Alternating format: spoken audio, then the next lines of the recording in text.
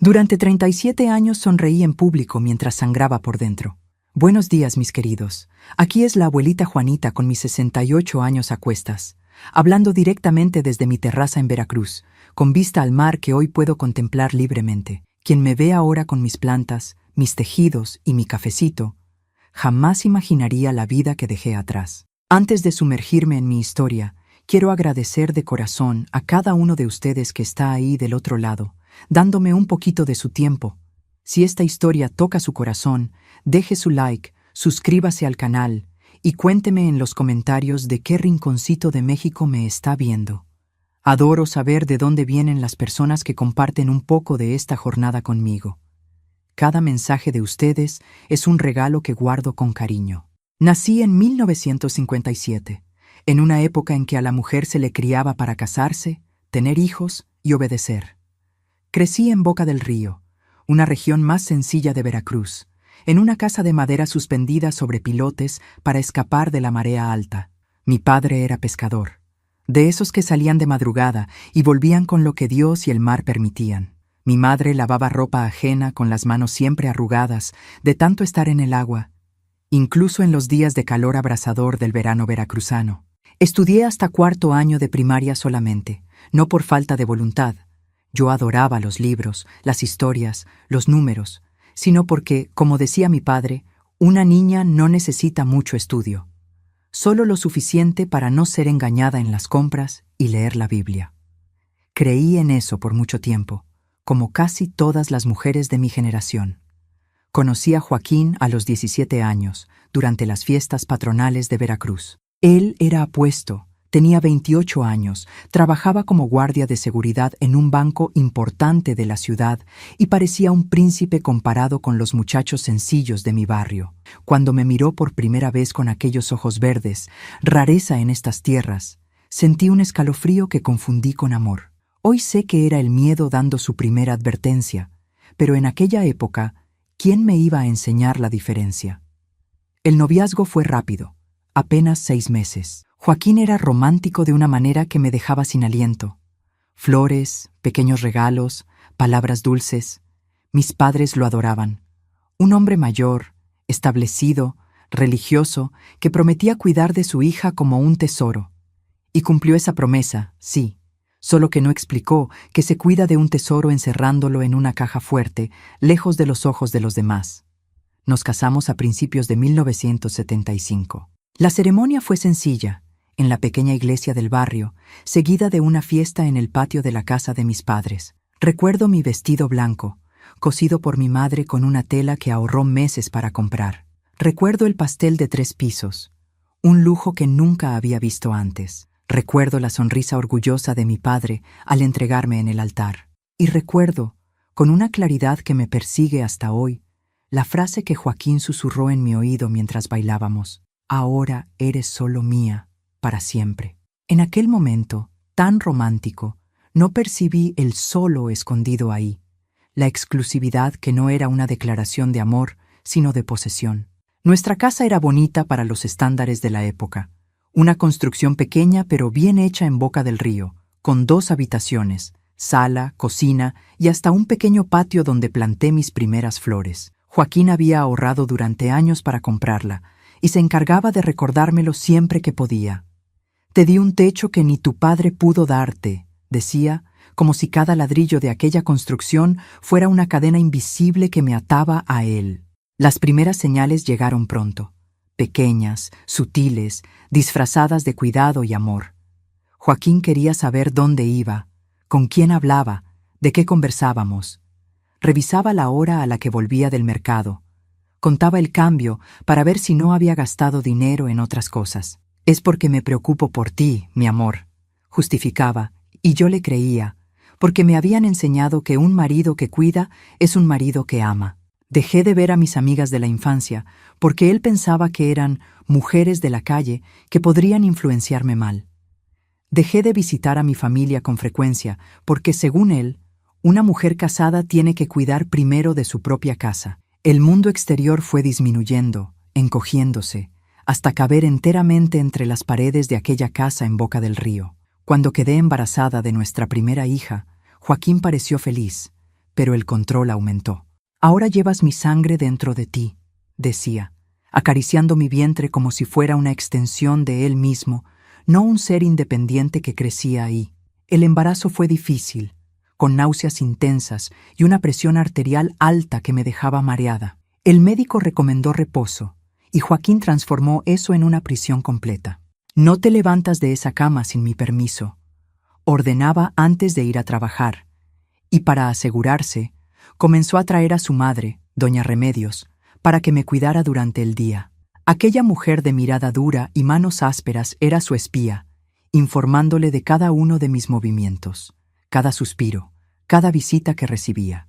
Marina nació en una madrugada calurosa de diciembre de 1976, un parto difícil de esos que te hacen pensar que no vas a sobrevivir. Joaquín no estaba en el hospital. El lugar de un hombre no es en la sala de parto, dijo, y se fue a jugar dominó con los amigos, mientras yo luchaba entre la vida y la muerte durante 14 horas. Cuando finalmente sostuve a mi hija en brazos, algo dentro de mí cambió. Un amor tan grande, tan completo, que ninguna prisión podría contener. Te daré una vida diferente, le prometí en silencio a aquella criaturita de ojos asustados que me miraba fijamente. Tú serás libre. Pero, ¿cómo podría darle libertad a alguien cuando yo misma no la tenía? Los años fueron pasando y la jaula se fue haciendo más estrecha. Joaquín construyó un sistema perfecto. Yo no tenía dinero propio, no tenía amigos, no tenía a dónde ir. Mis padres habían fallecido, uno tras otro, como si uno no supiera vivir sin el compañero de toda una vida. Mis hermanos se habían dispersado por México, uno en la Ciudad de México, otro en Mérida, demasiado lejos para darse cuenta de lo que me sucedía. Los celos de Joaquín eran una criatura viva que crecía y se alimentaba de cada pequeño incidente. Si el panadero me sonreía, era porque teníamos un romance. Si la vecina me invitaba a un café, era porque quería presentarme a algún hombre. Si me tardaba 5 minutos más en el mercado, era porque había encontrado un amante. ¿Crees que no sé lo que pasa en esa cabecita tuya?, gritaba, golpeando con el dedo en mi frente como si quisiera perforarla. ¿Crees que no veo cómo te miran los hombres, cómo meneas las caderas cuando caminas por la calle? Aprendí a caminar con la mirada baja, a usar ropa holgada incluso en el calor sofocante de Veracruz, a volverme invisible. Era más seguro así, porque cuando los celos de Joaquín explotaban, primero venían los gritos, luego los empujones, luego cosas peores que todavía hoy me duele recordar. Marina crecía observando todo con ojos asustados. Era una niña inteligente, demasiado sensible para el ambiente en que vivía. En la escuela era callada, reservada. En casa intentaba hacerse pequeña, invisible, como yo. A veces, cuando Joaquín estaba en el trabajo, nos permitíamos pequeñas libertades. Cantábamos juntas mientras lavaba la ropa, inventábamos historias locas, nos reíamos hasta que nos dolía la barriga. Pero en cuanto oíamos abrirse el portón, volvíamos a ser sombras silenciosas, cada una en su rincón. ¿Por qué papá es así?, me preguntó una vez, a los 8 años, después de que Joaquín rompiera todos los platos de la casa porque la cena estaba retrasada. Él no nos quiere. ¿Cómo explicarle a una niña que el amor a veces viene tan mezclado con la posesión que se vuelve irreconocible? ¿Cómo decirle que aquel hombre al que llamaba papá me amaba? Sí, pero de una manera que lastimaba, que sofocaba, que mataba poco a poco. Tu papá tiene problemas, hija, respondí abrazándola fuerte. Pero eso no es culpa tuya. Nunca, nunquita pienses que es culpa tuya. La culpa era mía, pensaba en aquel entonces, por no ser lo suficientemente buena, por no lograr calmar a aquel hombre, por no saber cómo escapar de aquella vida sin poner en riesgo a mi hija. Los años 80 llegaron con sus colores vibrantes, sus músicas animadas, su promesa de libertad. México cambiaba. Las mujeres comenzaban a ocupar espacios antes prohibidos. La televisión mostraba un mundo que yo solo podía observar de lejos, a través de la pequeña pantalla de nuestra TV en blanco y negro, único lujo que Joaquín permitía porque le gustaba ver fútbol. Fue en esa televisión donde vi, fascinada, a mujeres hablando de derechos, de independencia, de elecciones. Algo despertó dentro de mí, una semilla pequeña pero tenaz de rebeldía que ni yo sabía que existía. Comencé a guardar monedas, algunas que sobraban del mercado, otras que encontraba en los bolsillos de la ropa de Joaquín al lavarla. Las escondía en un hoyo que cavé debajo del armario de la cocina, cubierto con un pedazo de madera y un tapete. Era poco, centavos por semana, pero era mío, mi pequeño tesoro, mi posibilidad de futuro. Conseguí un trabajo a escondidas. Lavaba ropa para la dueña de la tienda de abarrotes, quien me pagaba con alimentos que yo decía a Joaquín haber conseguido más baratos en el mercado. Pequeñas mentiras, pequeñas rebeldías que me mantenían cuerda. Marina, ya con 10 años, era mi cómplice silenciosa, ayudando a inventar excusas, a crear nuestro mundo secreto dentro de aquella prisión. «Un día saldremos de aquí, mamá», susurraba cuando estábamos solas, con una sabiduría que ninguna niña debería tener. «Un día usted será feliz de verdad». Yo sonreía, acariciaba sus cabellos, pero no creía realmente. La jaula se había vuelto tan familiar que la libertad me asustaba casi tanto como la prisión. Hasta que llegó aquel domingo de 1987, un día que comenzó como cualquier otro y terminó cambiándolo todo. El día en que, después de 12 años viviendo bajo la sombra del miedo, decidí que necesitaba sentir el sol en la cara, aunque fuera por unas horas. Hay un momento en la vida de toda persona aprisionada en que algo simplemente se rompe, como un elástico estirado más allá de su límite, como una presa que ya no soporta la presión del agua. Para mí, ese momento llegó un domingo de abril de 1987, con el aroma del café recién hecho y el sonido de las campanas de la iglesia a lo lejos. Me desperté antes que Joaquín aquella mañana. El sol entraba por las rendijas de la ventana, dibujando líneas doradas en el piso de madera gastada. Me quedé observando aquella luz un tiempo, pensando en cómo viajaba libremente, entrando en las casas sin pedir permiso, tocando todo lo que encontraba a su paso. ¿Qué libertad sería esa? Existir como la luz. Marina, con sus 11 años, todavía dormía en el cuarto de al lado. Joaquín roncaba pesadamente, resultado del tequila de la noche anterior. Los sábados eran siempre así. Él salía con los amigos, volvía tambaleándose de madrugada, se despertaba de mal humor. Era el único día en que tenía la certeza de que dormiría hasta tarde, el único día en que podía respirar sin sentir su mirada vigilándome. Preparé el café despacio, saboreando aquel silencio poco común. Fue entonces cuando escuché golpes suaves en la puerta trasera. Mi corazón se aceleró. Las visitas no programadas siempre eran motivo de problemas con Joaquín. Abrí apenas una rendija, lista para despedir a quien fuera. Era Zulema, mi vecina desde hacía más de 5 años, pero con quien apenas hablaba más allá de un apresurado «buenos días» cuando nos cruzábamos en el mercado. Una mujer fuerte, de esas veracruzanas que llevan el sol en la sonrisa, incluso cuando la vida es difícil. «Doña Juanita», susurró, percibiendo mi mirada asustada. «Solo vine a invitarla a tomar un té en mi casa esta tarde. Las vecinas de la calle se van a reunir. Cosa sencilla, solo para platicar un poco». Abrí la boca para rechazar automáticamente, como siempre hacía. «No puedo, mi marido». Las palabras salieron mecánicas, ensayadas durante años de aislamiento. Zulema sonrió, pero había tristeza en sus ojos. Su Joaquín ni se va a enterar.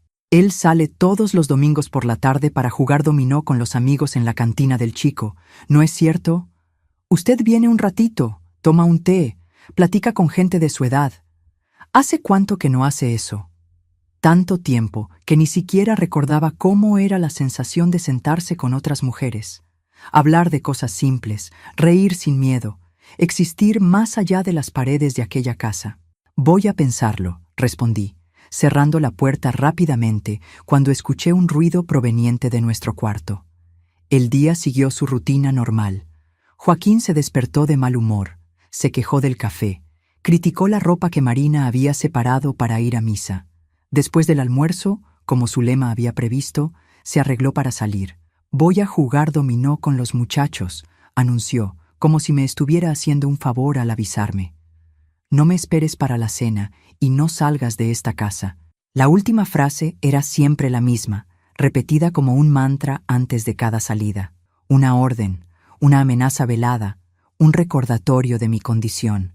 Cuando la puerta se cerró y el sonido de sus pasos desapareció en la calle, algo extraño ocurrió dentro de mí.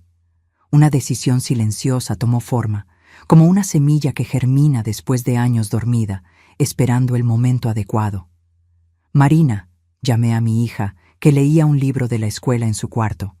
Vamos a salir un ratito. Sus ojos se agrandaron, mezclando sorpresa y miedo. Pero papá dijo, solo un ratito. La interrumpí con una firmeza en la voz que ni yo reconocí. Vamos a la casa de doña Zulema, aquí al lado. Volveremos antes que tu papá. Me arreglé con cuidado, eligiendo un vestido sencillo pero que hacía años no usaba. Me peiné el cabello, me puse un labial clarito que tenía guardado en el fondo de un cajón. En el espejo, una mujer que apenas reconocía me devolvía la mirada. Todavía joven, con 30 años, pero con ojos cansados que parecían mucho más viejos. Marina me observaba en silencio, con una mezcla de admiración y preocupación en el rostro. «Se ve bonita, mamá». Sonreí, acomodando un mechón de su cabello. «Quédate aquí, hija. Si tu papá regresa, dile que fui a comprar medicina para el dolor de cabeza y que ya vuelvo». Las mentiras eran necesarias para sobrevivir en aquella casa. Teníamos un código, mi hija y yo. Pequeñas mentiras que nos protegían de las explosiones de Joaquín. Odiaba enseñarle a mentir, pero odiaba aún más la idea de que creciera pensando que vivir como yo vivía era normal.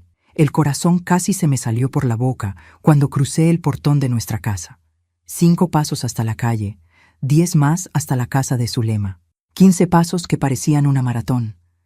Cada uno alejándome de la seguridad conocida de mi prisión, acercándome a un mundo que se me había vuelto extraño. Zulema abrió la puerta con una sonrisa tan grande que le iluminó todo el rostro.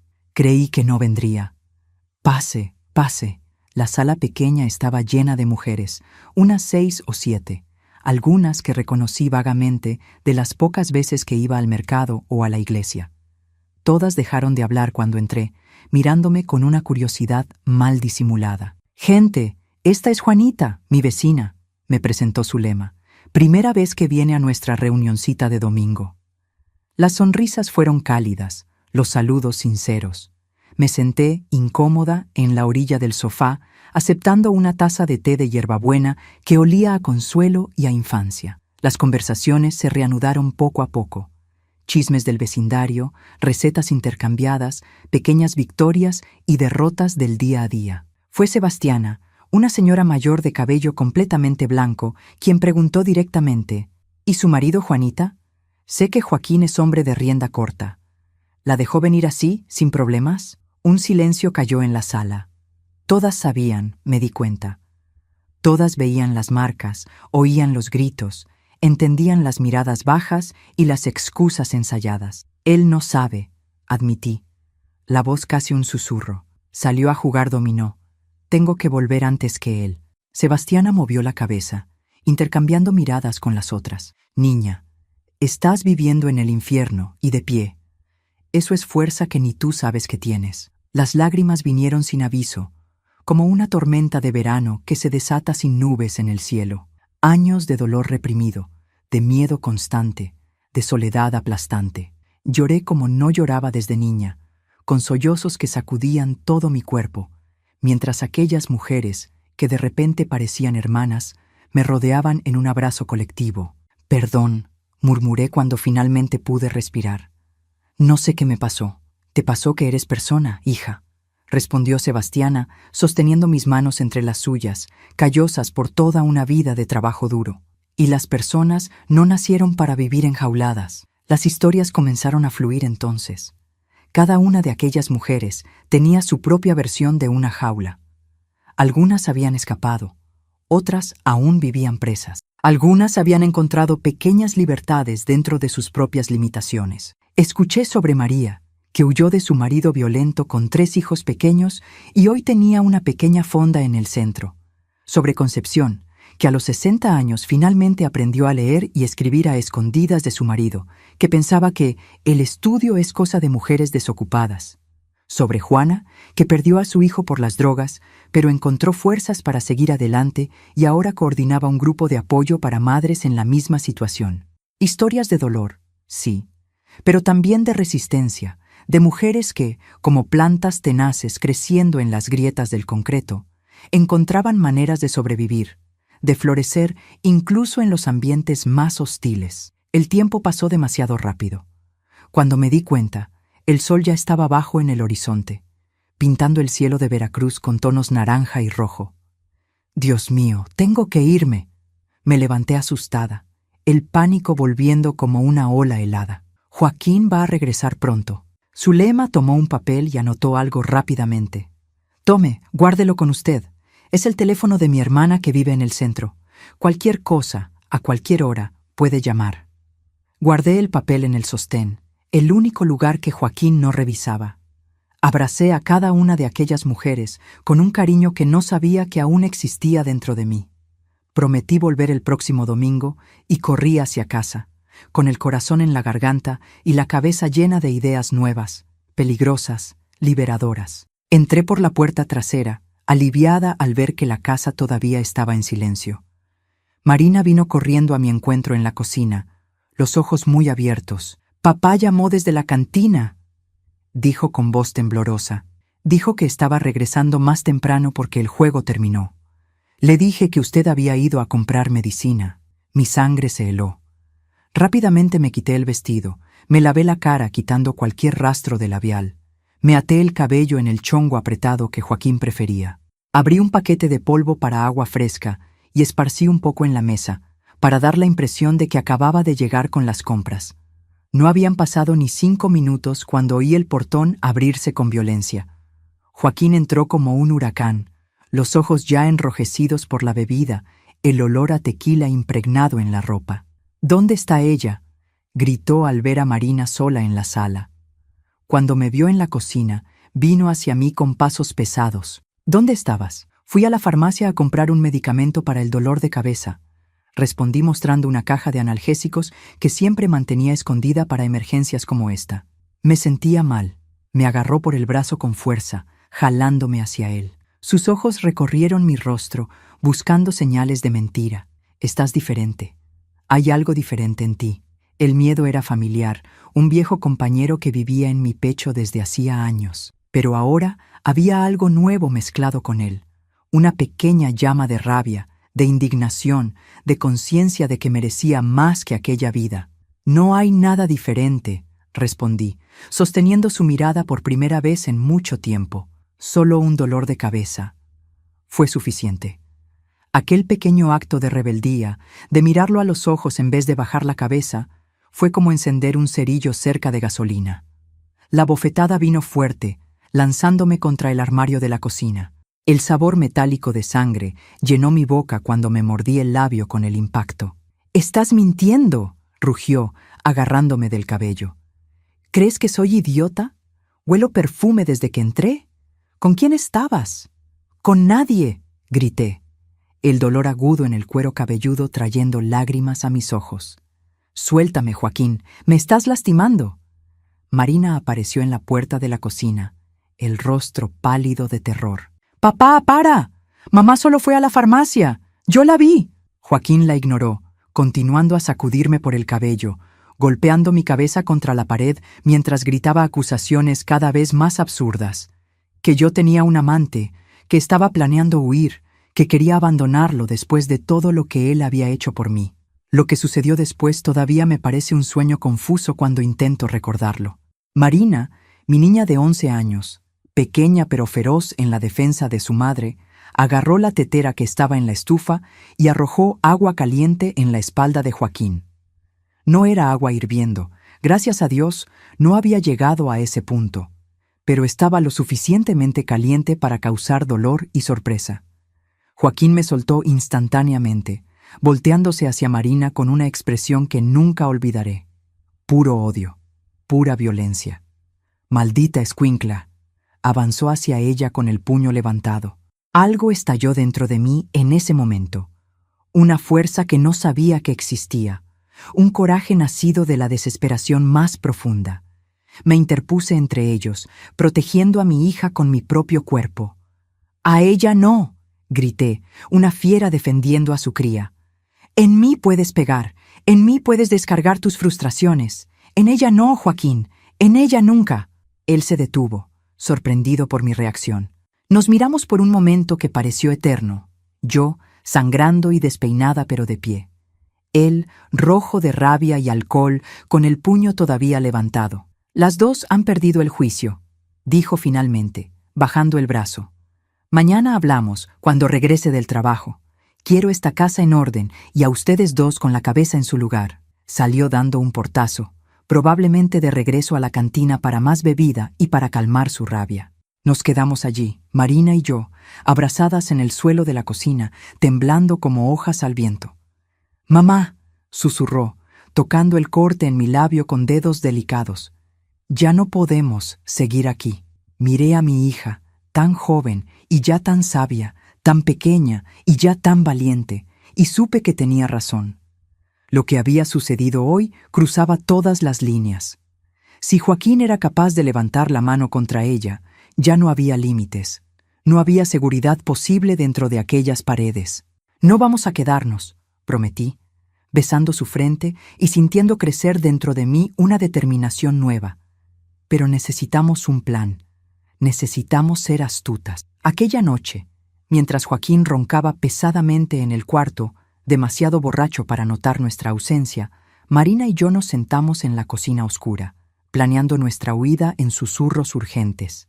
El dinero que había escondido durante años no era mucho, pero quizás suficiente para algunas semanas. El teléfono que Zulema me había dado, las pocas prendas de ropa que podríamos llevar, el mejor momento para salir sin ser vistas. Era un plan lleno de fallas, de incertidumbres, de riesgos. Pero por primera vez en muchos años sentí algo diferente del miedo constante que se había vuelto mi compañero diario. Sentí esperanza. Una esperanza frágil como el primer brote después de la sequía, pero viva y real. El día había comenzado como cualquier otro y terminaba con todo desmoronándose a mi alrededor. Mis ilusiones de seguridad, mi aceptación de aquella vida, mi sumisión al destino que otros habían elegido para mí. Entre los escombros, sin embargo, algo nuevo nacía, algo que aún no tenía nombre, pero que me mantendría despierta aquella noche entera, planeando, calculando, encontrando un valor que no sabía poseer. En medio de la destrucción, encontré el primer vislumbre de libertad, y como una prisionera que ve la puerta de la celda abierta por primera vez, ya no podía ignorar la posibilidad de escapar. La noche más larga de mi vida no fue aquella en que di a luz a Marina después de 14 horas de trabajo de parto, ni aquella en que velé a mi padre sintiendo que perdía a mi último protector en este mundo. Fue la noche que pasé despierta, sentada al borde de la cama, observando a Joaquín dormir, pensando en lo fácil que sería acabar con todo allí mismo. El peso del cuchillo de cocina en mi regazo era perturbador. Lo sostenía con firmeza, los nudillos blancos de tanta fuerza, imaginando cómo sería clavar aquella hoja en el pecho del hombre que había convertido mi vida en una pesadilla. Un movimiento rápido, un instante de valor, y todo habría terminado. ¿Sería considerada legítima defensa o pasaría el resto de mi vida en la cárcel, dejando a Marina sola en el mundo? No sé cuánto tiempo estuve allí, dividida entre la desesperación y el miedo. La respiración pesada de Joaquín, cargada de alcohol, llenaba el cuarto. Parecía tan inofensivo durmiendo. Difícil creer que aquellas mismas manos que descansaban sobre su pecho habían, horas antes, golpeado mi cabeza contra la pared de la cocina. La madrugada avanzaba lenta, los sonidos de la ciudad dormida filtrados por la ventana entreabierta. Un perro ladrando a lo lejos, el canto distante de un gallo confundiendo la noche con el amanecer. El zumbido ocasional de una moto pasando por la calle. El mundo seguía su curso, indiferente al drama que se desarrollaba entre aquellas 4 paredes. Cuando los primeros rayos de sol comenzaron a dorar el horizonte, guardé el cuchillo en el delantal y volví a la cocina. No sería así como resolvería mis problemas. No mancharía mis manos de sangre. No mataría frente a mi hija al padre que, a pesar de todo, ella todavía amaba de alguna forma retorcida y complicada. Necesitaba encontrar otro camino. Joaquín despertó malhumorado como siempre, la resaca agravando su temperamento ya difícil. Ni siquiera mencionó los acontecimientos de la noche anterior, como si hubieran sido borrados de su memoria junto con las últimas copas de tequila. O tal vez fuera simplemente su manera de mantener el control. Fingir que nada había sucedido, que no había cruzado una línea más, que no había casi golpeado a su propia hija. «Mi café», exigió, sentándose a la mesa con la camisa desabotonada, la cara hinchada, los ojos enrojecidos. Serví en silencio, todo el cuerpo adolorido por los golpes de la víspera. Un moretón oscureciéndose en la comisura de la boca donde su puño había encontrado mi rostro. Él comió sin mirarme, revisó el reloj, gruñó algo sobre estar retrasado para el trabajo. Antes de salir, se detuvo en la puerta, finalmente mirándome con aquellos ojos verdes que un día me parecieron hermosos y ahora solo me provocaban escalofríos. «Cuando regrese quiero esta casa en orden y nada de salir por ahí, ¿entendiste? Después hablamos sobre lo de anoche». Aquel «después hablamos» era una amenaza velada que conocía demasiado bien. Significaba más gritos, tal vez más violencia, el castigo por atreverme a desafiarlo. En cuanto la puerta se cerró tras él, solté el aire que ni me había dado cuenta que estaba conteniendo. Tenía pocas horas para actuar. Marina apareció en la cocina, los ojos hinchados de quien apenas había dormido, una mirada determinada que nunca había visto antes en el rostro de mi niña. «Nos vamos hoy, ¿verdad, mamá?», asentí, incapaz de confiar en mi propia voz. El plan era simple, desesperadamente simple. Tomaríamos el dinero escondido, algunas ropas, los documentos importantes y saldríamos mientras Joaquín estaba en el trabajo. Iríamos a la terminal de autobuses, compraríamos boletos para el lugar más lejano que pudiéramos pagar, desapareceríamos de su vida para siempre. Pero los planes más simples suelen ser los primeros en desmoronarse. Mientras revisaba el escondite debajo del armario de la cocina, el pánico me golpeó como un puñetazo en el estómago. El dinero no estaba allí. Las monedas y billetes que había juntado cuidadosamente durante años, mi pequeño tesoro secreto, habían desaparecido. En su lugar, solo un espacio vacío y una nota garabateada con letra que reconocí inmediatamente. «¿Creíste que yo no sabía de tu secretito? Mujer mía no guarda dinero escondido». Caí de rodillas en el suelo de la cocina, un grito mudo atrapado en la garganta. Él lo sabía. Tal vez siempre lo supo. Me había dejado creer que tenía ese pequeño control, esa mínima independencia, solo para mostrarme en el momento crucial que hasta eso era una ilusión. Marina me encontró así, arrodillada ante el escondite vacío, la nota arrugada en la mano, lágrimas silenciosas corriendo por el rostro. «¿Qué pasó, mamá?», le mostré la nota, incapaz de elaborar. Ella leyó rápidamente, los ojos agrandándose en comprensión y horror. «¿Qué vamos a hacer ahora?», una pregunta tan simple y tan imposible de responder. Sin dinero, ¿a dónde iríamos?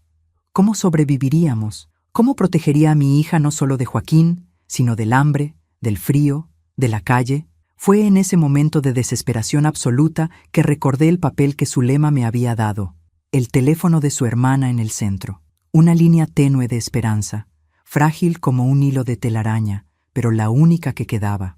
«Voy a llamar a la hermana de Zulema», decidí, levantándome con dificultad. «Vamos a pedir ayuda». El teléfono público más cercano quedaba a 2 cuadras de casa.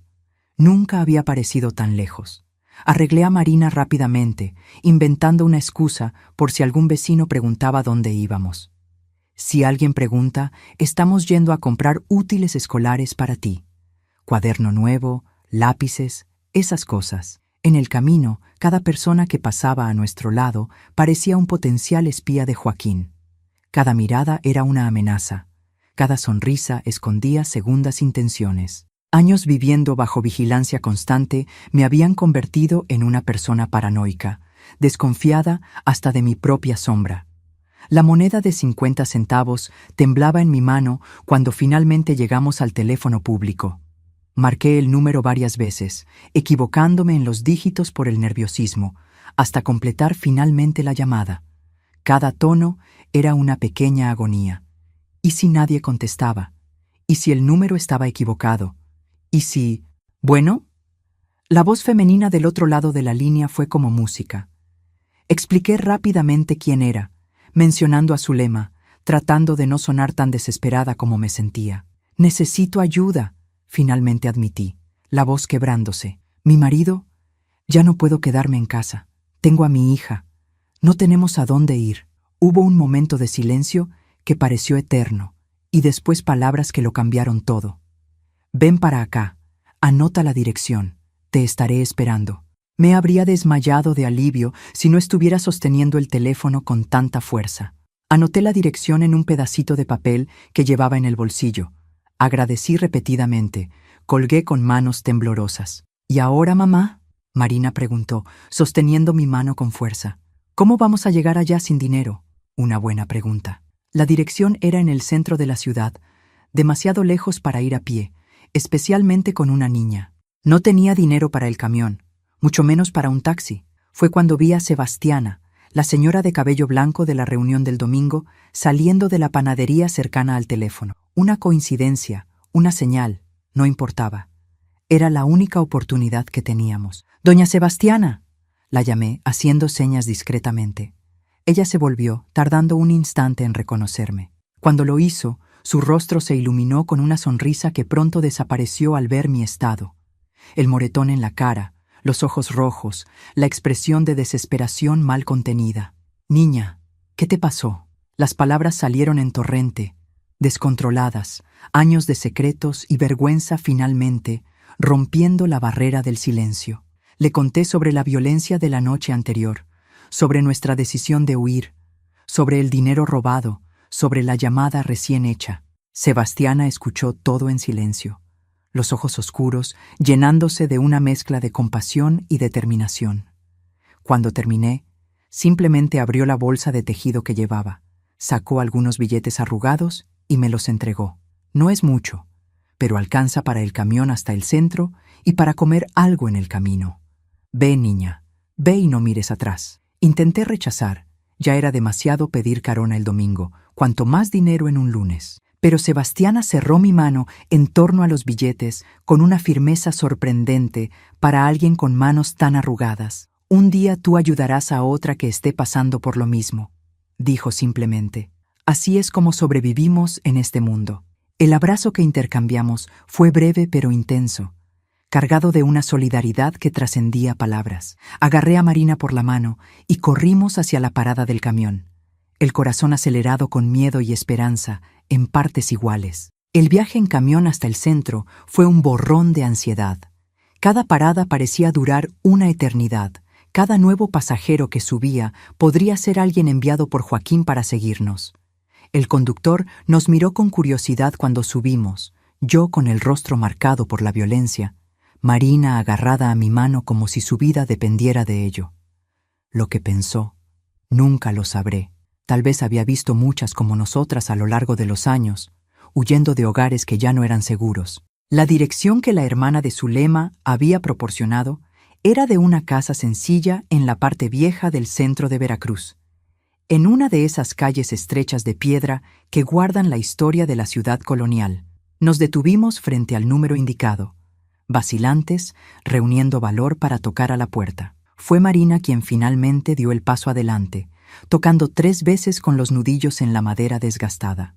Segundos después, la puerta se abrió revelando a una mujer de mediana edad con los mismos ojos bondadosos de Zulema, pero un rostro más marcado por la vida. «¿Juanita?», preguntó, mirando directamente a mi moretón sin mostrar conmoción ni lástima. Cuando asentí, simplemente abrió más la puerta. «Pasen, están seguras ahora». «Seguras». Una palabra que no escuchaba desde hacía tanto tiempo que casi había olvidado su significado. Segura significaba no tener que mirar constantemente por encima del hombro. Significaba no temblar al oír pasos acercándose. Significaba respirar sin miedo. La casa era pequeña pero acogedora, el olor a café recién hecho y pan casero llenando el aire. Una niña de unos 8 años jugaba en el patio trasero, visible a través de la puerta de la cocina. Un gato negro dormía estirado sobre una silla, totalmente a gusto. «Soy Dulce», se presentó la mujer, indicándonos la mesa de la cocina para sentarnos. Zulema me llamó anoche después de que salieron de la reunión. Dijo que había conocido a una mujer que necesitaba ayuda, que pensaba que volverías a buscarla.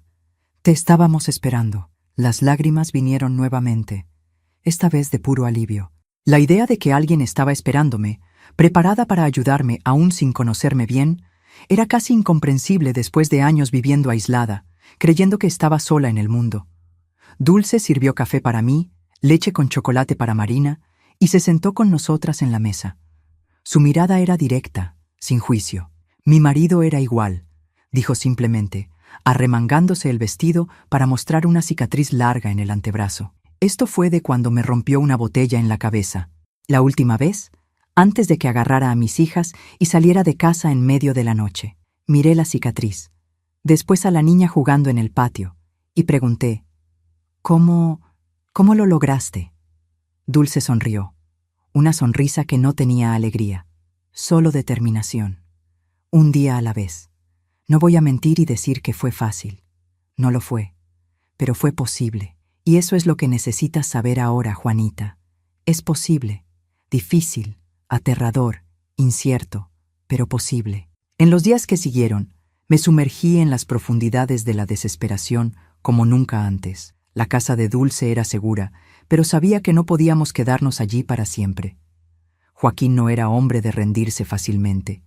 Cuando se diera cuenta de que habíamos huido, pondría la ciudad entera patas arriba para encontrarnos. La noticia llegó a la mañana siguiente, traída por Zulema, que vino a visitar a su hermana con la excusa de traer pan fresco. Joaquín había vuelto del trabajo, encontrado la casa vacía y enloquecido.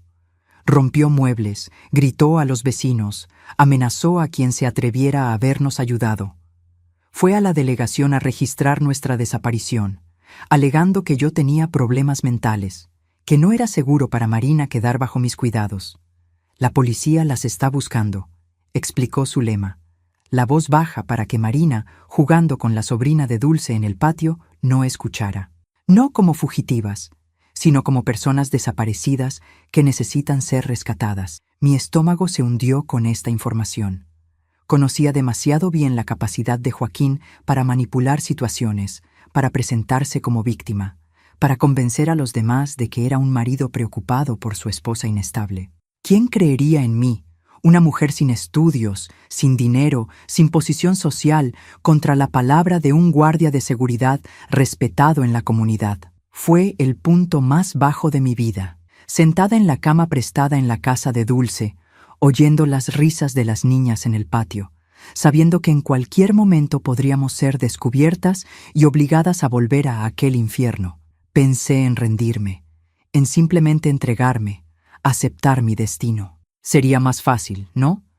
Volver a la jaula conocida, a la violencia familiar, a la vida que, por mala que fuera, al menos sabía navegar. Pero entonces oía la risa de Marina allá afuera, un sonido raro, precioso, que casi había desaparecido en los últimos años en nuestra casa. Veía cómo florecía, apenas en esos pocos días de libertad, conversando animadamente con la hija de Dulce, ayudando en la cocina, durmiendo sin pesadillas por primera vez en meses, y sabía que no podía volver. No importaba cuán profundo fuera el pozo de desesperación en que me encontraba, no arrastraría a mi hija de vuelta a aquella vida.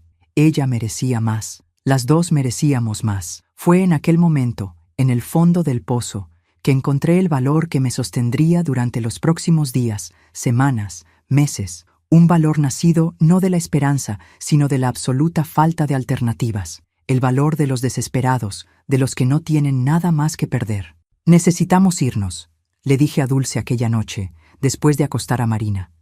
Lejos de Veracruz, a un lugar donde él no pueda encontrarnos. Dulce asintió, como si ya esperara esto. Tengo una prima en Ciudad de México. Puede recibirlas por un tiempo, hasta que consigas establecerte.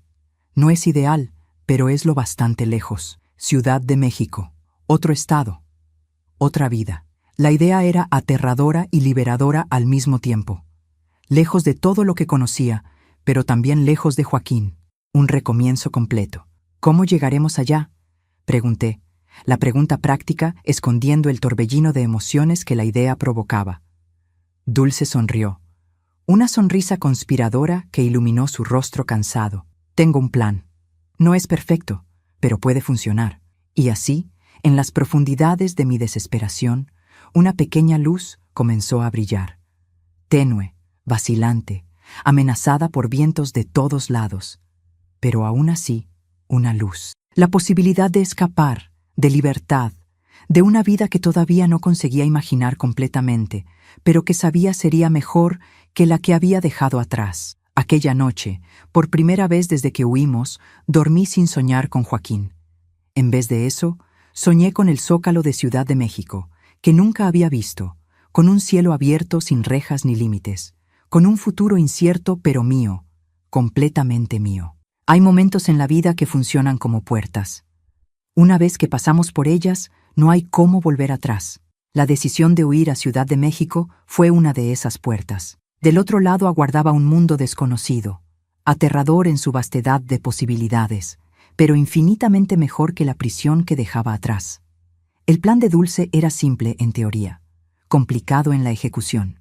Ella tenía un conocido que trabajaba con transporte de mercancías entre Veracruz y Ciudad de México.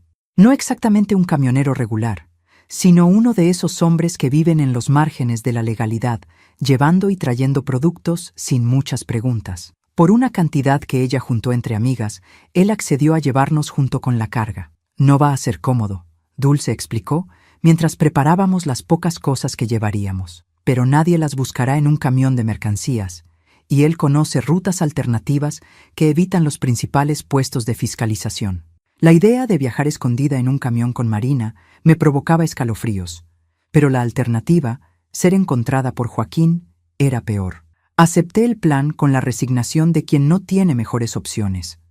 La salida fue marcada para la madrugada del jueves, 3 días después de nuestra huida. Días que pasé en constante estado de alerta, saltando a cada ruido en la calle, imaginando a Joaquín o a la policía tocando a la puerta en cualquier momento.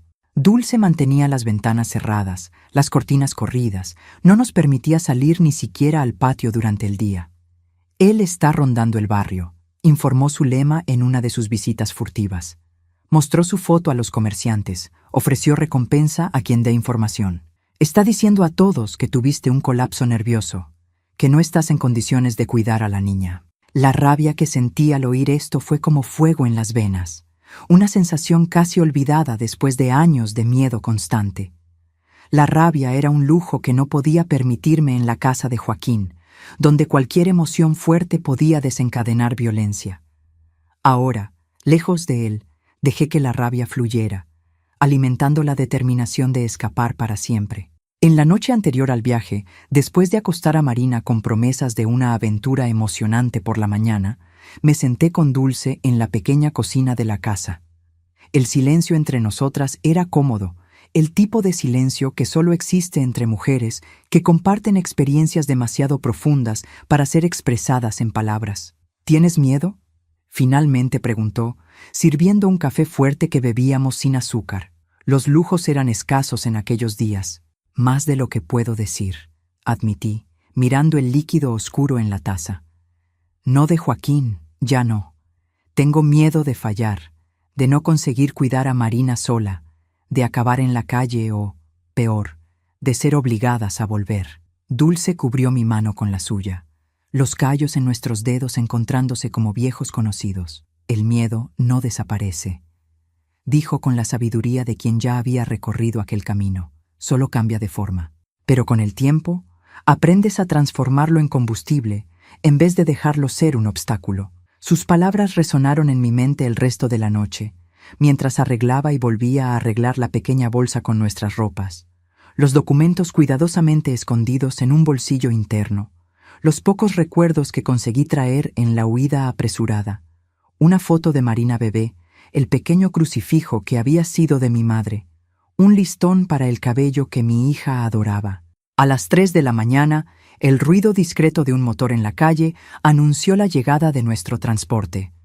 Desperté a Marina con cuidado. La ayudé a vestirse en la oscuridad, susurrando palabras de aliento que esperaba sonaran más confiadas de lo que me sentía. Vamos a una aventura, hija, a una ciudad nueva donde hay muchas cosas por ver y podremos comenzar todo de nuevo. Sus ojos soñolientos se agrandaron en la oscuridad, mezclando la emoción infantil con un entendimiento que iba más allá de sus años. Papá no nos encontrará allá, ¿verdad? No, prometí, intentando creer en eso con todas mis fuerzas. Allá seremos solo nosotras dos. El camión era viejo, con la pintura descascarada y un fuerte olor a diésel.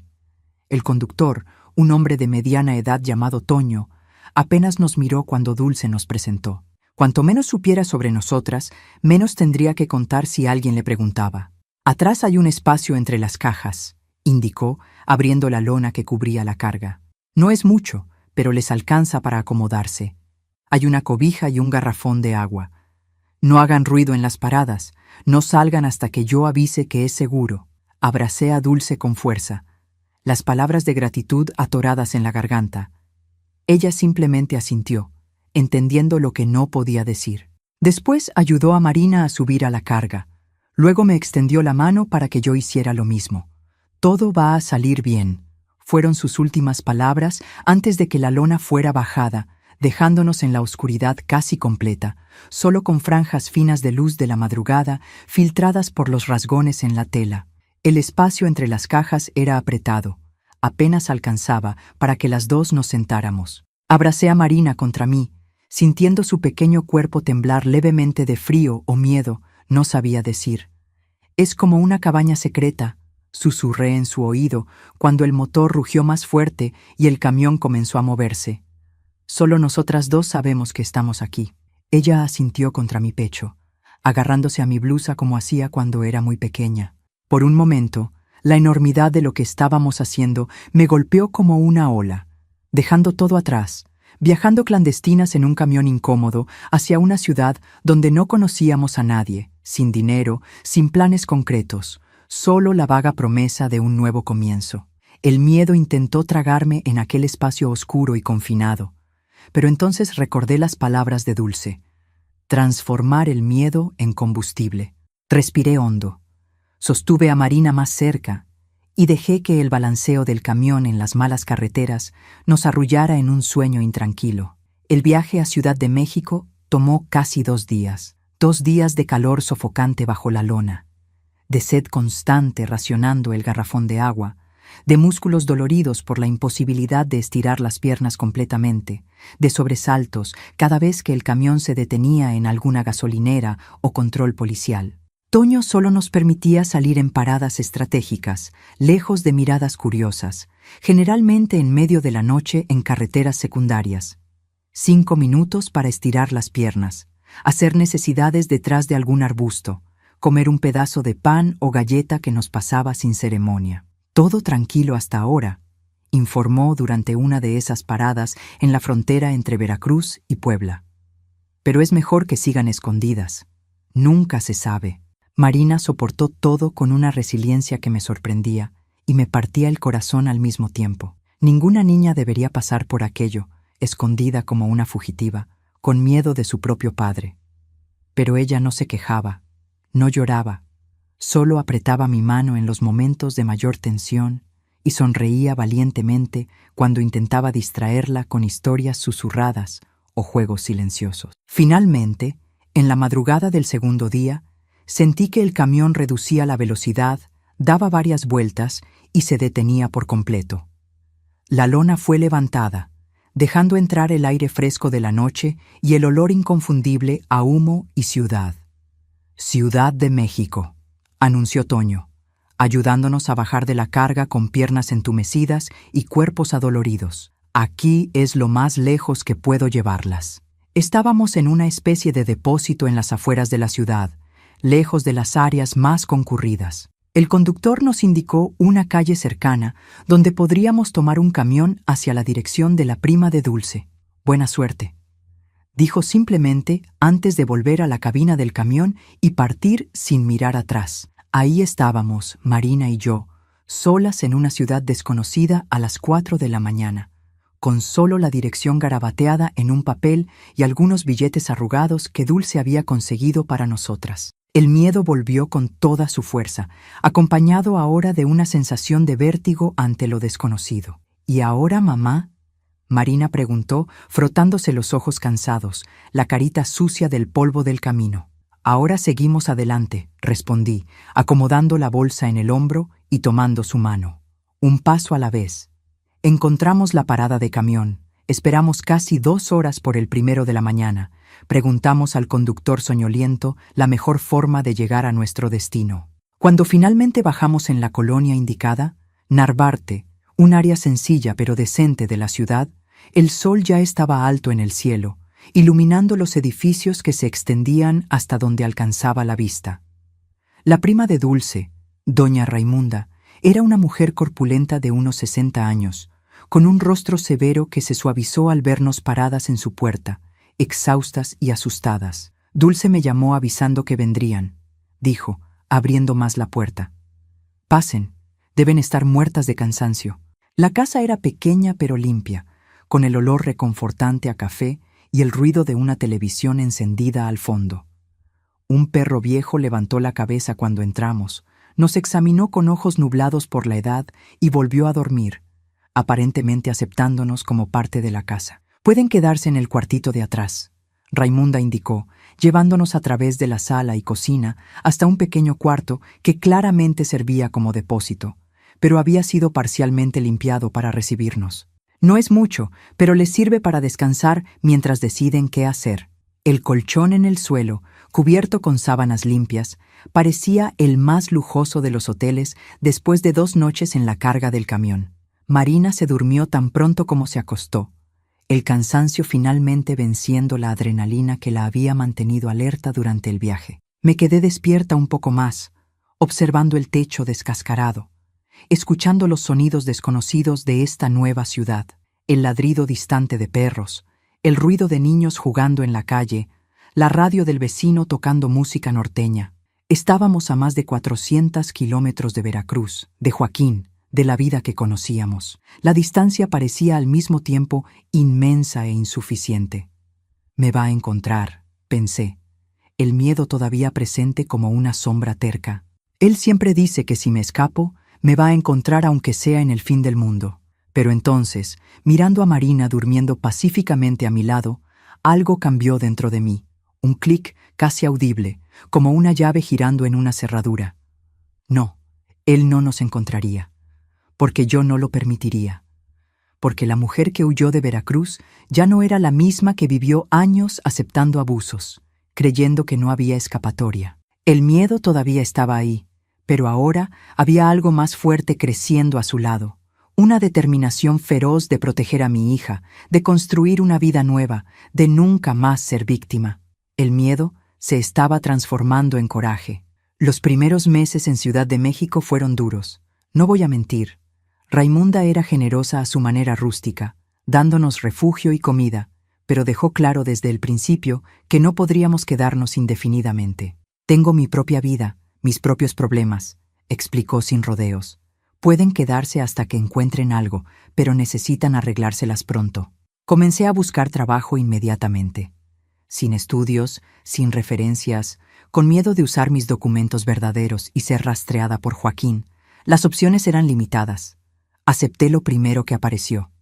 Limpieza en casas de familia, algunas horas por semana, pago al momento, sin preguntas. El trabajo era agotador. Las manos pronto se pusieron ásperas por los productos químicos. La espalda dolía constantemente. Pero cada moneda que juntaba, cada billete arrugado que escondía en un agujero en el colchón, algunos hábitos nunca cambian, representaba un paso más lejos de la dependencia, un ladrillo en la construcción de nuestra nueva vida. Marina comenzó a asistir a la escuela local. Al principio estaba reticente, con miedo de hacer amigos, de apegarse a un lugar que tal vez tendríamos que dejar a toda prisa. Pero pronto, la curiosidad natural de la infancia superó el trauma y empezó a traer a casa historias de compañeros, de maestros, de un mundo que giraba sin la sombra constante del miedo. 3 meses después de nuestra llegada, ya había juntado lo suficiente para alquilar un cuartito en una vecindad no muy lejos de la casa de Raimunda.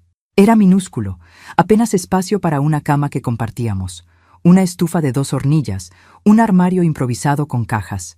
El baño era compartido con otras 3 familias, pero era nuestro, el primer espacio que podíamos llamar nuestro, sin la presencia opresiva de Joaquín. El día que nos mudamos, Marina corrió por el cuartito examinando cada rincón como si fuera un palacio. «Mira, mamá, tiene una ventana que da para ver el cielo», exclamó, señalando la pequeña abertura en la pared que apenas merecía ser llamada ventana. Me senté en el borde de la cama, nuestro único mueble de verdad, comprado de segunda mano, y lloré. No de tristeza, no de miedo, sino de una emoción que no podía nombrar. Alivio, tal vez, o el comienzo vacilante de algo que se parecía a la felicidad. Fue en aquel cuartito donde realmente comenzamos a reconstruirnos, a crear rutinas que no eran dictadas por el humor de Joaquín, a hacer planes que no necesitaban ser escondidos, a soñar con un futuro que parecía cada vez más posible. Pero el miedo no desaparece de un día para otro, no después de años viviendo bajo su dominio. Todavía saltaba a cada golpe en la puerta, todavía miraba por encima del hombro en las calles, todavía me despertaba en medio de la noche con el corazón acelerado, imaginando a Joaquín parado junto a la cama. Fue Marina quien me ayudó a transformar ese miedo residual en fuerza. Su capacidad de adaptación, su alegría redescubierta, su entusiasmo con cada pequeña conquista, un libro nuevo prestado de la escuela, una amiga invitándola a jugar, un elogio de la maestra, me recordaban diariamente por qué había arriesgado todo. «Usted es la persona más valiente que conozco, mamá», me dijo una noche, mientras cenábamos un frijol con arroz simple, sentadas en la cama que servía también de sofá y mesa. Más valiente que la mujer maravillosa. Me reí de la comparación infantil, pero sus palabras tocaron algo profundo. ¿Sería realmente valiente? Nunca había pensado en mí misma en esos términos. Había hecho lo que necesitaba hacer, lo que cualquier madre haría para proteger a su hija. Pero tal vez esa fuera la verdadera definición de valor, no la ausencia de miedo, sino la decisión de actuar a pesar de él.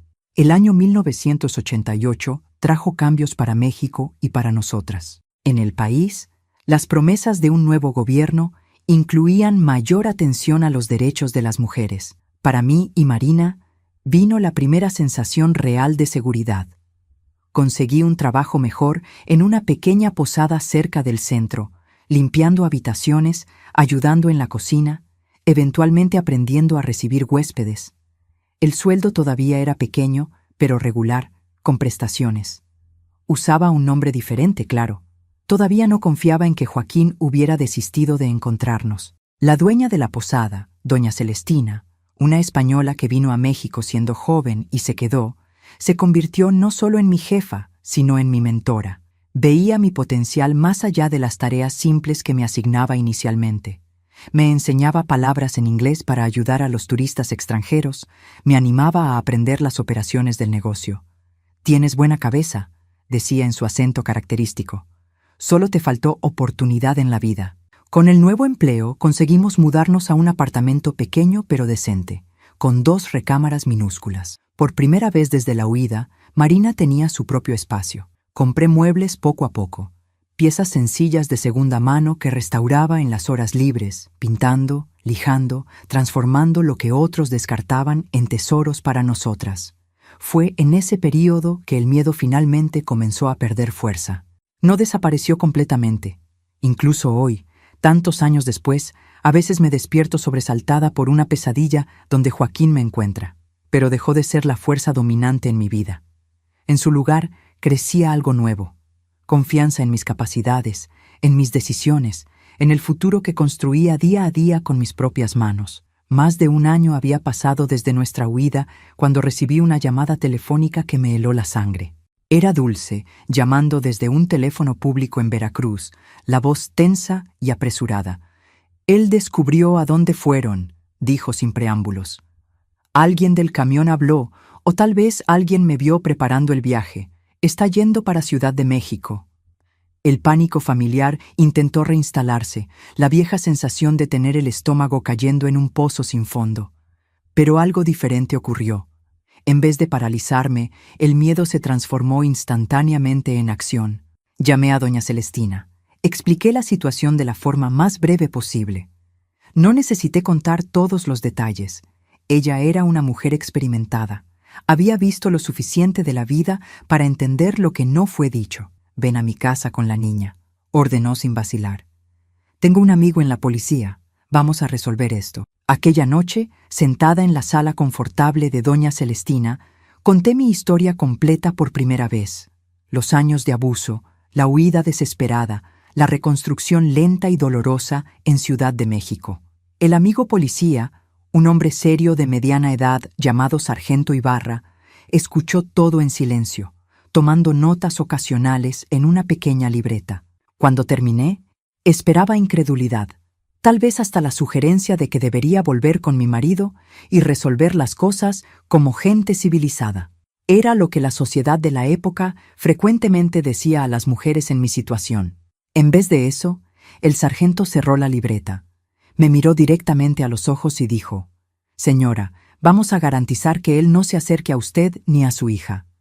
La ley ha cambiado. Ustedes tienen derechos ahora». Derechos. La palabra parecía extraña, casi incomprensible después de toda una vida siendo tratada como propiedad. Derecho a vivir sin miedo. Derecho a decir no. Derecho a existir como persona completa, no como extensión de un hombre. En los días siguientes, con la ayuda de doña Celestina y del sargento Ibarra, registré una denuncia contra Joaquín. Conseguí una orden de restricción. Puse en papel toda la historia de abusos que había guardado dentro de mí durante tanto tiempo. «Él puede llegar a la ciudad en cualquier momento», explicó el sargento. «Pero en cuanto pise aquí, lo sabré, y no se acercará a ustedes». Aquella noche, acostada al lado de Marina, que dormía sin saber del peligro que se acercaba, me di cuenta de que algo fundamental había cambiado. El miedo todavía estaba ahí, claro. Sería tonta en negarlo, pero ya no era el miedo paralizante, aplastante, que me hacía pequeña e impotente. Era un miedo que conocía bien, que miraba a los ojos y decía: «No hoy, no esta vez, nunca más». El miedo se había transformado completamente en coraje. Dicen que la verdadera medida de una persona no está en nunca caer, sino en cuántas veces consigue levantarse. Si eso es verdad, entonces creo que me convertí en una especialista en levantarme, cada vez más fuerte, cada vez más determinada, cada vez más yo misma. Joaquín llegó a Ciudad de México un martes de sol abrasador, típico de aquella ciudad en los meses de primavera. Lo supe porque el sargento Ibarra me telefoneó en la posada, la voz calma pero firme. «Él está aquí, pero no se preocupe, lo estamos vigilando». Confieso que temblé al colgar el teléfono. Saber que él respiraba el mismo aire, caminaba por las mismas calles, estaba a apenas algunos kilómetros de distancia, era como sentir la sombra de una pesadilla que se negaba a desaparecer completamente. Pero ya no era la misma mujer asustada que había huido escondida en un camión.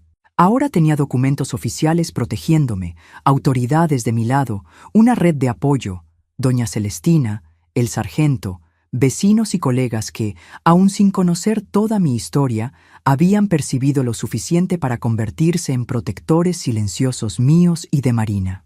El primer intento de Joaquín de acercarse fue 3 días después de su llegada. Apareció en la escuela de Marina, presentándose como el padre que buscaba a la hija secuestrada por la madre desequilibrada. Por suerte, yo había conversado con la directora semanas antes, cuando los primeros rumores de la búsqueda de Joaquín llegaron a mis oídos. Ella no solo negó conocer a cualquier niña con el nombre y descripción proporcionados, sino que discretamente llamó a la policía mientras un empleado lo mantenía distraído en la entrada. Cuando el sargento Ibarra llegó, Joaquín ya se había ido, probablemente desconfiado de la demora, pero fue suficiente para confirmar que no desistiría fácilmente. «Necesitamos ser más cautelosos», me dijo el sargento aquella noche, sentados en la pequeña sala de nuestro apartamento mientras Marina dormía en su cuarto. «Parece determinado. Durante 2 semanas viví en un estado constante de alerta. Cambiamos las rutinas, diferentes caminos hacia la escuela, horarios alterados en el trabajo, siempre acompañadas por alguien en las idas y venidas. Marina percibió que algo estaba mal, claro. Los niños sienten el miedo de los adultos, como los animales sienten la aproximación de la tormenta. «¿Es papá, verdad?», preguntó una noche mientras preparábamos juntas un guisado simple para la cena. Nos encontró. No vi sentido en mentir. Ella tenía edad suficiente para entender. Había vivido lo suficiente para tener derecho a la verdad. «Sí, hija, pero estamos protegidas ahora. Tenemos gente ayudándonos». Sus ojos, tan parecidos a los míos, me estudiaron con una intensidad que ninguna niña debería tener. «No voy a dejar que te lastime de nuevo», dijo con una convicción feroz que me partió el corazón y lo llenó de orgullo al mismo tiempo. Nunca más. La confrontación que tanto temía ocurrió una mañana de sábado, casi 3 semanas después de la llegada de Joaquín a Ciudad de México. Yo estaba en el mercado del barrio comprando frutas y verduras para la semana. Marina a mi lado cargando la bolsa de papas que acabábamos de adquirir. Un momento cotidiano, común, que de repente se congeló cuando oí aquella voz, la voz que poblaba mis pesadillas. «Finalmente te encontré, Juanita». Me volteé lentamente, el corazón acelerado, pero las manos firmes empujando a Marina detrás de mí en un gesto instintivo de protección. Ahí estaba él, a pocos metros de distancia, más delgado de lo que recordaba, con ojeras profundas y una barba que nunca le había visto antes. Joaquín siempre había sido obsesivo con la apariencia, pero los ojos verdes eran los mismos, aquellos ojos que un día me parecieron hermosos y después se volvieron la ventana a un infierno privado. «¿Qué quieres?», pregunté, sorprendida con la firmeza de mi propia voz. «¿Qué pregunta tan estúpida?», se rió, un sonido sin humor. «Quiero a mi familia de vuelta, quiero a mi hija, quiero a mi mujer». «Tu familia, tu hija, tu mujer». Siempre los pronombres posesivos, siempre el lenguaje de la propiedad. «No somos tuyas», respondí, sintiendo a Marina agarrar mi blusa detrás de mí. «Nunca más». El rostro de él se contorsionó en una expresión que conocía demasiado bien. Aquella transformación aterradora del hombre, aparentemente normal, al monstruo que vivía bajo la piel. Por un instante de puro terror, pensé que avanzaría contra nosotras allí mismo, en medio del mercado lleno. Pero entonces me di cuenta de algo. Las personas a nuestro alrededor habían dejado lo que estaban haciendo. Vendedores, clientes, todos observando la escena con expresiones que iban de la curiosidad a la preocupación. Ya no estábamos solas dentro de las 4 paredes de nuestra casa en Veracruz. Ya no era solo mi palabra contra la suya. «Sería mejor que conversáramos en privado», dijo Joaquín, intentando suavizar el tono, asumiendo aquella postura de marido preocupado que usaba tan bien en público. «Ven conmigo, Juanita. Vamos a resolver esto como adultos». «No hay nada que resolver», respondí, dando un paso atrás, todavía protegiendo a Marina. «Se acabó, Joaquín. Tenemos una orden de restricción contra ti. No puedes acercarte a nosotras». Mencioné la orden de restricción a propósito, en voz lo suficientemente alta para que los espectadores curiosos oyeran. Vi el reconocimiento en los ojos de una señora cercana, el gesto de comprensión de un vendedor corpulento que comenzó a acercarse discretamente. «¿Orden de restricción?». Joaquín prácticamente escupió las palabras, la máscara de civilidad resbalando. «Basada en mentiras tuyas. Siempre fuiste inestable, siempre inventando historias». Sentí a Marina temblar detrás de mí, pero también sentí algo inesperado. Ella dio un paso al lado, haciéndose parcialmente visible. «Tú golpeabas a mi mamá», dijo con voz pequeña pero clara. «Yo vi muchas veces». Joaquín palideció. Una cosa era acusar a la esposa de mentir.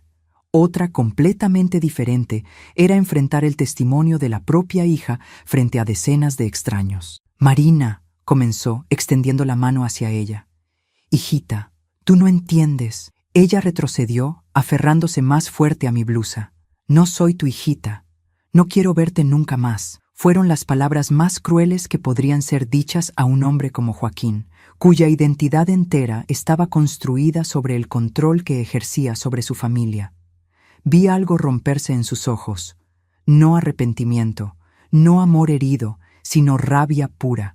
Aquella rabia familiar que precedía sus peores momentos de violencia.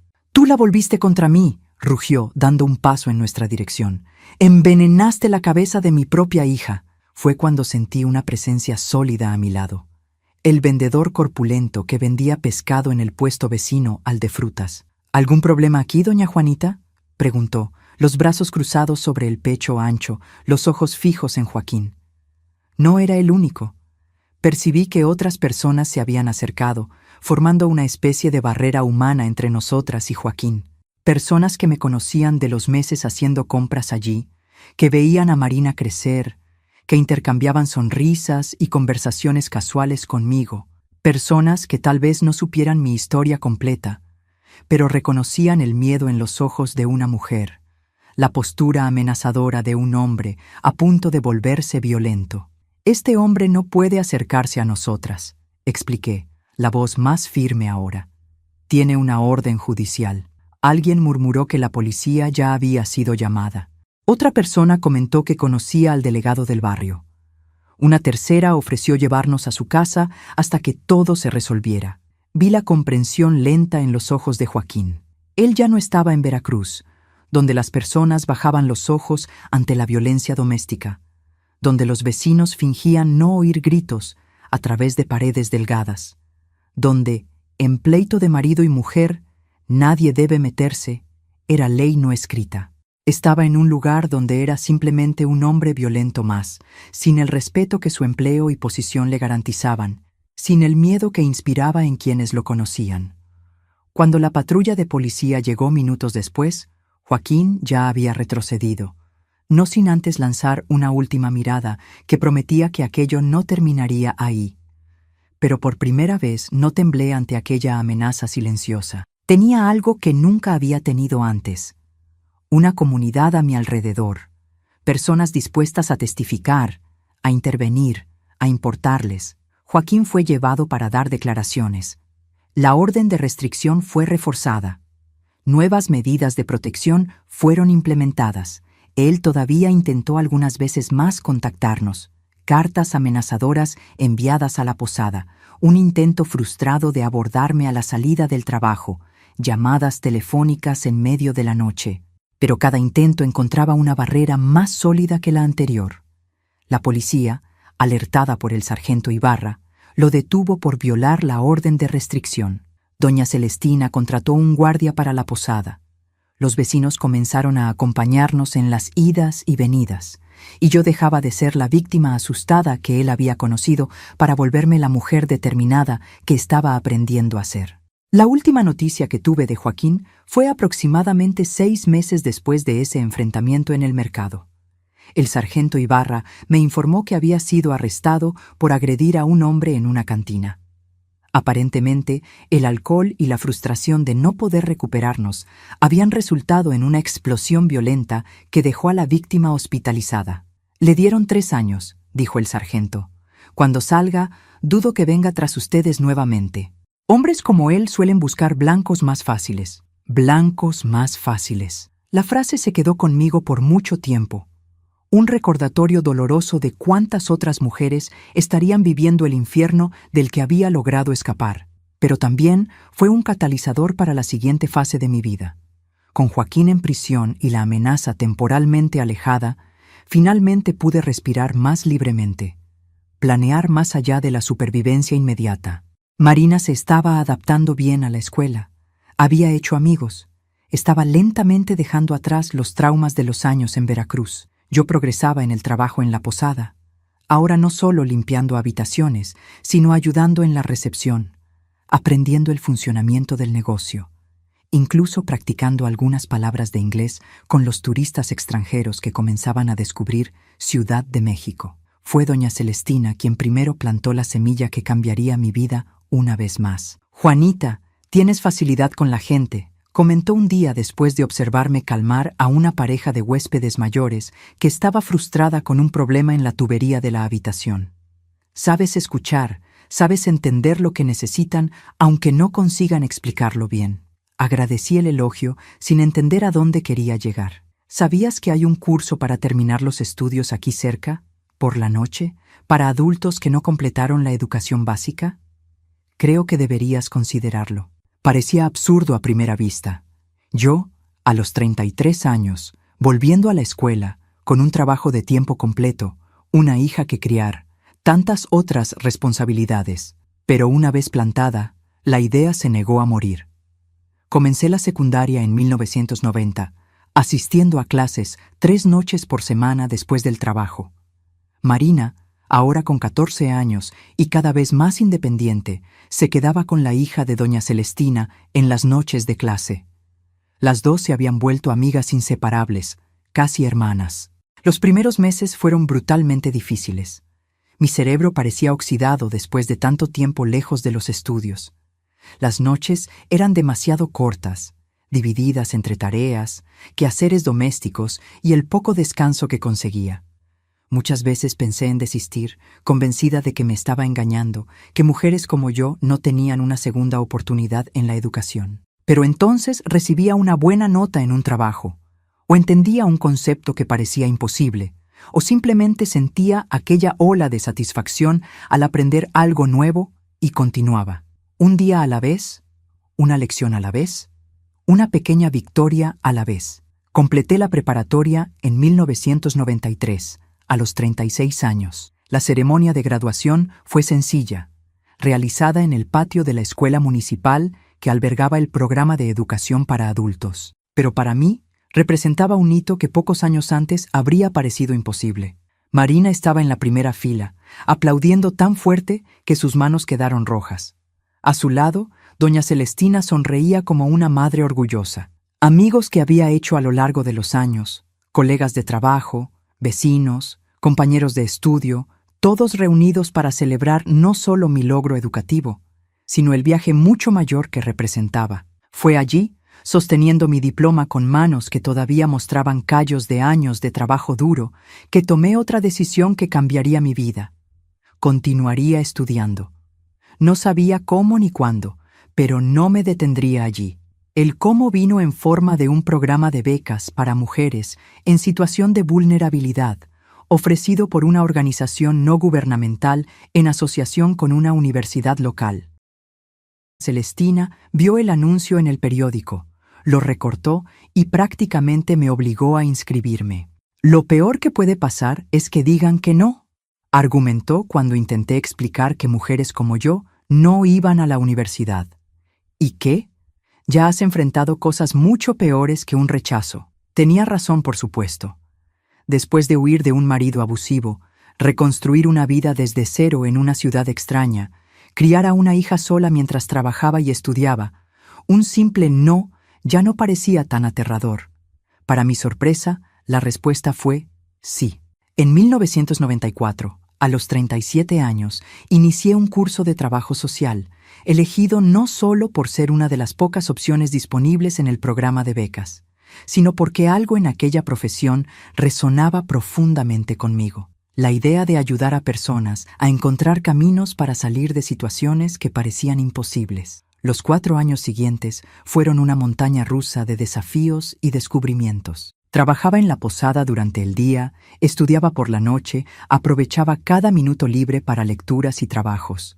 Marina, ahora adolescente, asumía cada vez más responsabilidades en casa, cocinando cuando yo llegaba tarde, cuidando de su propia rutina escolar con una madurez que a veces me hacía sentir culpable por todo lo que había sido forzada a enfrentar tan joven.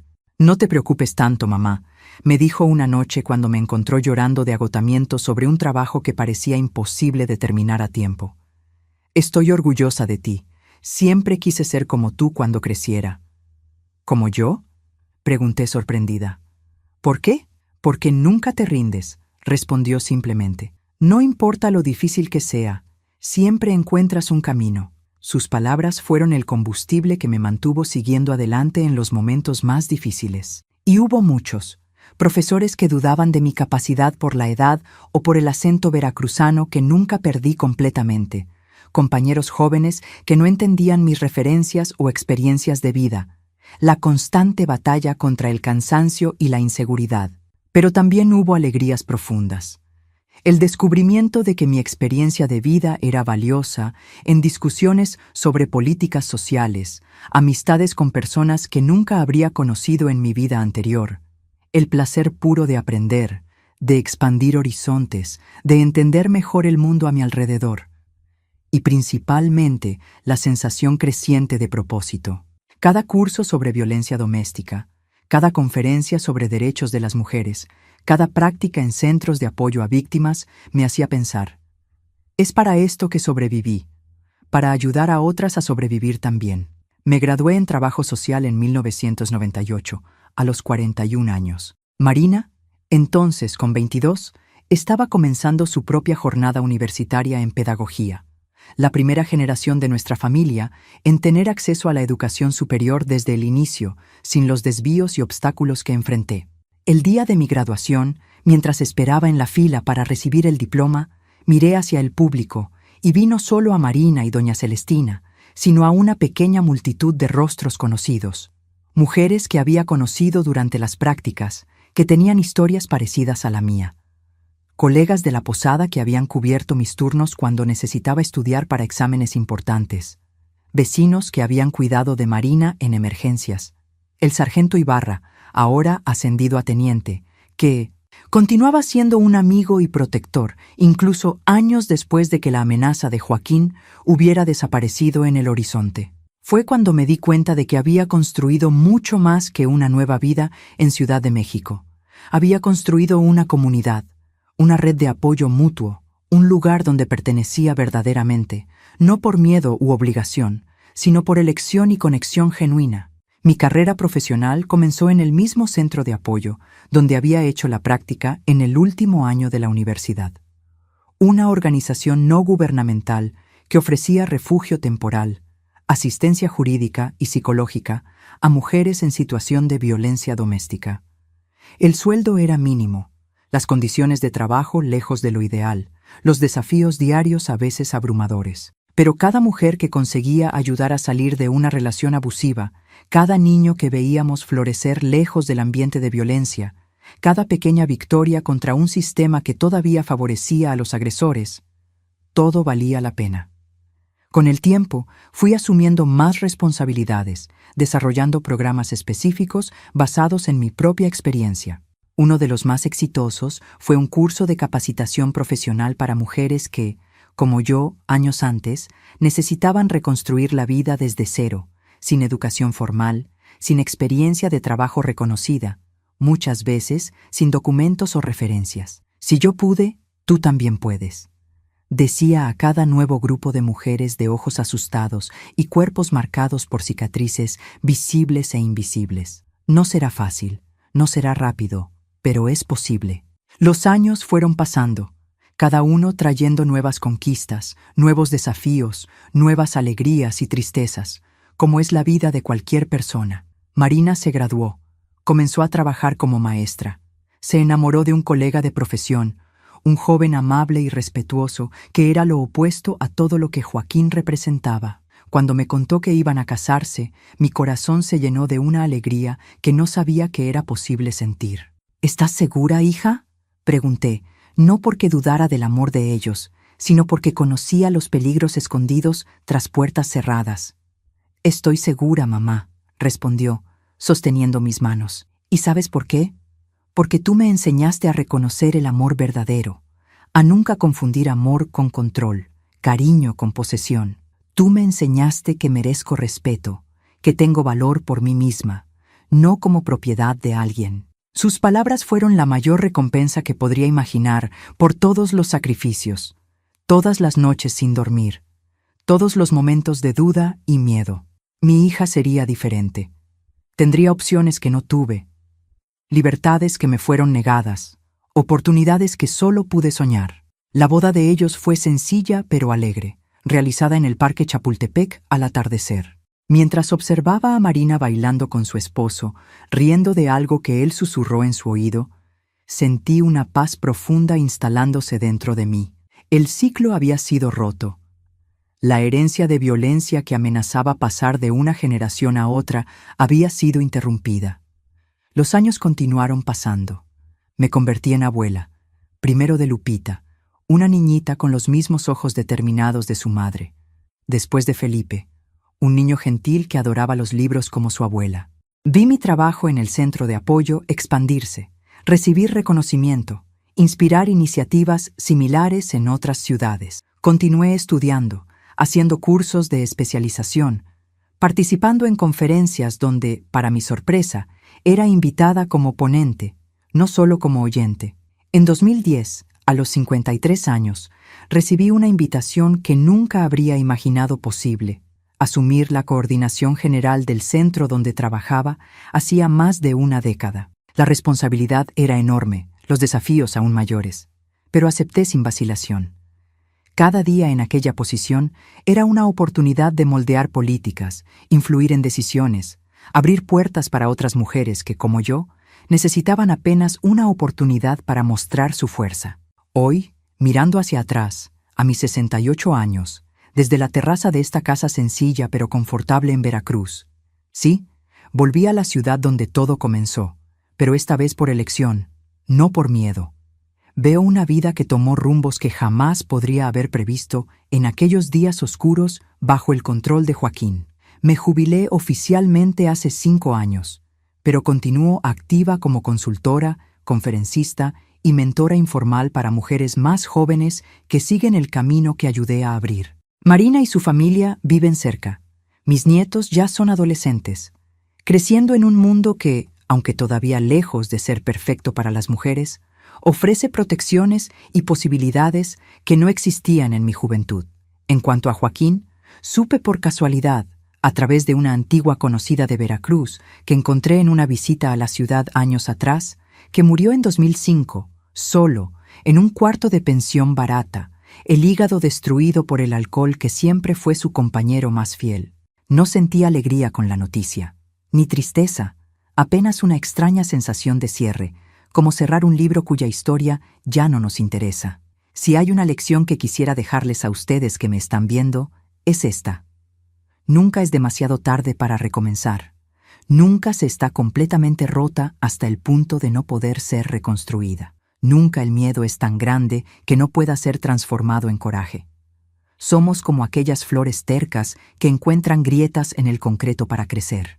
El mundo puede intentar aplastarnos, enterrarnos, cubrirnos de oscuridad, pero si hay una mínima rendija de luz, un pequeño espacio para que las raíces se afirmen, floreceremos. Contra todas las probabilidades, a pesar de todos los obstáculos, floreceremos. Y ahora, mis queridos, antes de despedirme, quería pedirles un favorcito especial. Si esta historia tocó su corazón de alguna forma, dejen su like y suscríbanse al canal. Cada suscripción es un incentivo para que otras abuelitas como yo compartan sus experiencias, sus dolores y sus victorias. Gracias por escucharme hasta aquí. Que Dios bendiga el camino de cada uno de ustedes y que nunca les falte valor para transformar dolor en fuerza, miedo en acción y cicatrices en sabiduría.